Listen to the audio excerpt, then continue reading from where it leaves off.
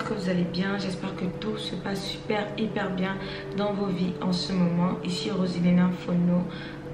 Aujourd'hui, dans cette vidéo, nous allons parler de 3 raisons pour lesquelles vous risquez de toujours rester pauvre. Mais avant de continuer, n'hésitez surtout pas à vous abonner, à appuyer sur la cloche des notifications pour être sûr d'être notifié à chaque fois que je publie de nouvelles vidéos, de laisser vos sujets de vidéo juste là en bas dans les commentaires. En tant qu'entrepreneur, chaque fois qu'on apprend, parce qu'on n'arrête pas d'apprendre lorsqu'on est entrepreneur, il y a beaucoup de questions qu'on se pose, il y a beaucoup de choses qu'on remarque sur notre trajet en tant qu'entrepreneur. Et la chose première qu'on remarque chez les personnes qui n'entreprennent pas mais qui souhaitent réussir dans la vie, c'est ces 3 choses-là qui risqueraient les rendre pauvres ou les garder pauvres. La première chose, c'est quoi? La première chose, c'est de toujours mettre la faute sur autrui. Toujours mettre la faute sur autrui. Ah, je n'ai pas eu cet emploi, c'est à cause de mon frère. Je n'ai pas réussi à faire ce business là, c'est à cause de ma mère. Je n'ai pas réussi à faire ceci, c'est à cause d'un ami avec lequel j'ai grandi qui ne m'a pas forcément soutenu dans mes projets. Si je n'ai pas réussi à faire ceci ou cela, c'est parce que on ne m'a pas soutenu, c'est parce que je n'ai pas été soutenu. Toujours remettre la faute sur quelqu'un d'autre, toujours accuser quelqu'un d'autre pour ce que nous-mêmes on fait, pour ce pourquoi nous-mêmes nous sommes censés être responsables. Donc, la chose à faire, c'est quoi? La chose à faire, c'est de rester consciente, d'être conscient que ma vie m'appartient, ce qui arrive à ma vie dépend de moi et je dois être responsable de chaque chose qui m'arrive. Je ne dois pas rejeter la faute sur les autres, je dois accepter et prendre la responsabilité totale de mes actions, de ce que je fais pour pouvoir avancer. Vous ne pouvez pas réussir en tout le temps rejeter la faute sur quelqu'un en remettant le tort sur une autre personne que soi-même. En fait, qu'est-ce que cela démontre? Cela démontre en fait que vous voulez tout le temps remettre la responsabilité de votre vie entre les mains d'autres personnes qui en fait elles-mêmes ont déjà la responsabilité de leur propre vie. Ce que vous devez par contre apprendre à faire, c'est quoi? C'est de prendre votre vie en main, d'accepter les défis qui vous arrivent, d'accepter votre situation d'abord présente pour pouvoir avancer. En général, les personnes qui remettent la faute sur autrui, ce sont des personnes qui n'acceptent pas leur situation présente. C'est-à-dire qu'ils refusent d'accepter déjà qu'elles sont dans l'incapacité.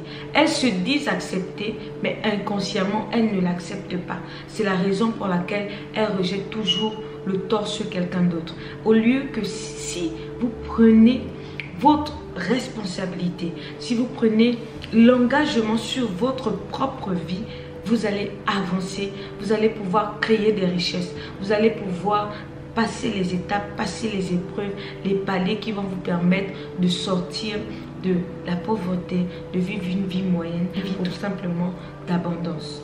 Donc le deuxième point est avoir trop d'excuses.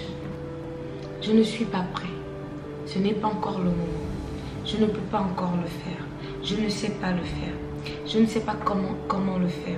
Toujours donner des excuses, toujours donner un mot, toujours donner une réponse même là où il ne faut pas avoir de réponse. Toujours dire je ne peux pas le faire parce que je n'ai pas le temps, je ne peux pas courir le matin, je ne peux pas en fait courir parce que je suis trop fatiguée, tout simplement parce que vous ne voulez pas vous réveiller à 5h, 6h du matin pour pouvoir aller courir. Vous dites que vous voulez perdre du poids, mais vous ne mettez pas les efforts qu'il faut pour obtenir les résultats qu'il faut.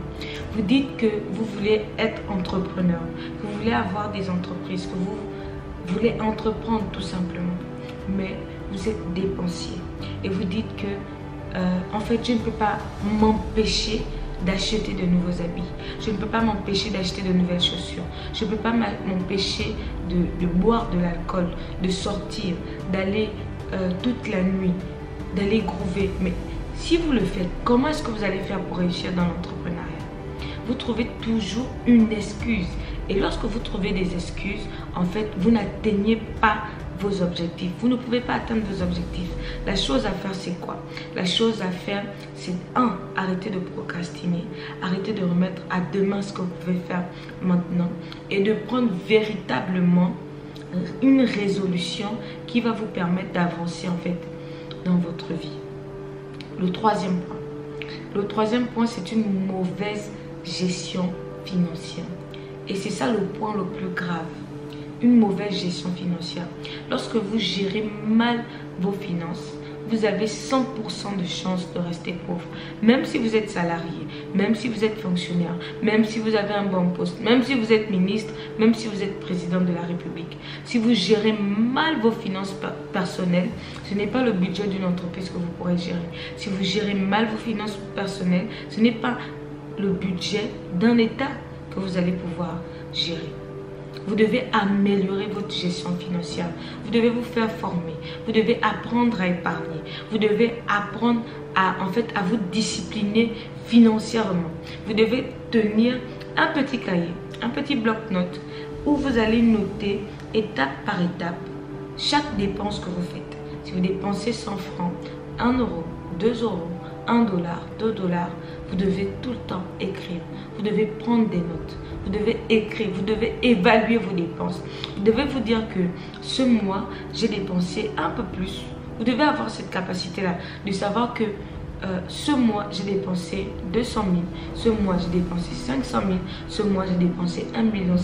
Vous devez être capable de faire un état financier, un bilan financier, tout simplement de votre mois. Vous devez le faire, sinon vous n'allez jamais pouvoir vous en sortir dans la gestion de votre budget, dans la gestion du budget de votre entreprise.